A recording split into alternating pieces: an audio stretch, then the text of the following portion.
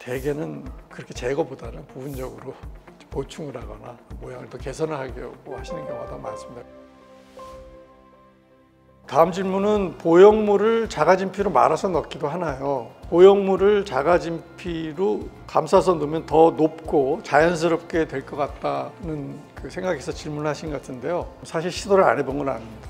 수년 전에 이런 자가진피를 처음에 많이 시도를 할 때 자가진피만으로는 극복이 안 되니까 동시에 밑에 보형물을 넣고 그 위에 자가진피를 넣은 경우가 있는데요. 실제로 결과가 신통치는 않았습니다. 그 이유를 저희가 이제 생각을 해보니까 자가진피는 자체가 두께가 뭐 최소한 2mm 정도는 되기 때문에 그 딱딱한 자가진피를 보형물을 말아버리면 너무 퉁퉁해져요. 그리고 그걸 고정을 해야 되는데 고정을 안 하고 이렇게 되면 이 보형물하고 진피가 이렇게 서로 엇갈려서 초기에 이 좀 모양이 더 넓어지거나 일정치 않은 그 비대칭의 모양을 보이기도 하게 됩니다. 그래서 그 진피를 사실 더 얇게 해서 진피로 말아서 넣기도 했는데 그렇게 진피를 애써서 채취했는데 다시 얇게 해버리면 아무 소용이 없잖아요. 그래서 보형물을 말아서 자가 조직을 넣을 때는 진피보다도 훨씬 더 유용한 조직, 그래서 얇고 질긴 근막 조직, 측두 근막이나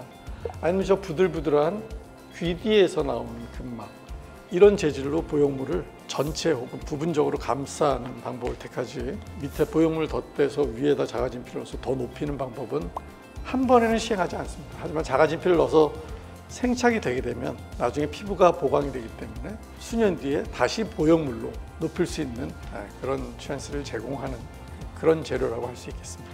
자가진피를 꼬리뼈 중앙에서 띄면 상처가 너무 잘 벌어져서 옆에서 떼는 게 좋다는데 맞나요? 제가 생각하기에는 의료기관에 종사를 하거나 의사 선생님이실 수도 있고요. 질문하신 분이 그런 것 같아요. 왜냐하면은 코 성형에 사용되는 자가진피의 우선적인 공여부는 엉덩이인 거는 사실은 다 일치를 했거든요. 왜냐하면 우리 해부학 스터디를 해보면은 둔부의 그 진피가 가장 두꺼운 조직으로 나오니까요.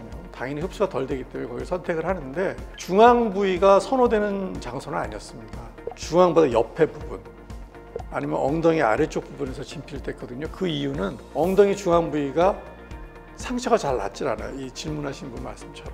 잘 벌어지고 거기에 사강이라고 해서 우리 몸에 안 좋은 고름이나 그런 생체 액으로 찬 그런 빈 공간이 생기는, 그래서 상처가 벌어지는 그런 일이 너무 많이 일어나기 때문에 자가진피를 꼬리뼈 중앙에서 채취하는 거는 피하라 그렇게 돼 있었거든요. 하지만 저희가 여러 임상 경험을 하고 연구를 해서 물론 진치를 이 중앙 부위에서 채취할 때 상처가 벌어지지 않게 채취하는 방법들 연구해서 사실은 이거는 국제학회 논문지에도 발표를 했습니다. 그래서 진피를 채취할 때 핵심 포인트를 준수하면 상처 벌어짐에 대해서 전혀 걱정할 필요가 없다라는 결론을 얻게 됐고요. 그 핵심은 뭐 일반인도 이해하실 수 있겠죠. 꼬리뼈 부위는 당연히 항문 쪽과 가깝기 때문에 세균 감염에 취약할 수 있습니다. 하지만 항문 쪽과의 그 해부학적 경계 라인을 제가 정해서 앉아 있을 때 그 경계 라인을 꼬리뼈 위에 정할 수가 있거든요.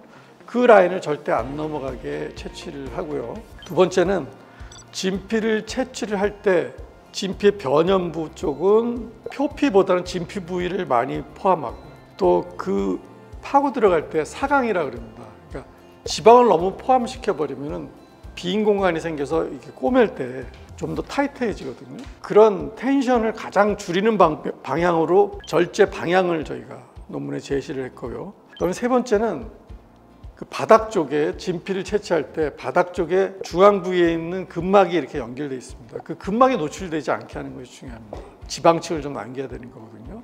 그래서 수술 전에 테스트를 해서 꼬리뼈 부위가 너무 미끈미끈하게 거기가 바로 근막층이 만져지는 분이 계세요. 그럼 그런 분은 그 중앙에서 채취를 안 합니다. 그래서 그 근막을 노출시키지 않고, 그다음에 수술 후에 케어, 텐션이 가지 않는 방향으로 밀어주는 압박 드레싱이나 이런 사항들을 준수하면은 중앙 부위에서 띄어도 전혀 문제가 생기지는 않습니다.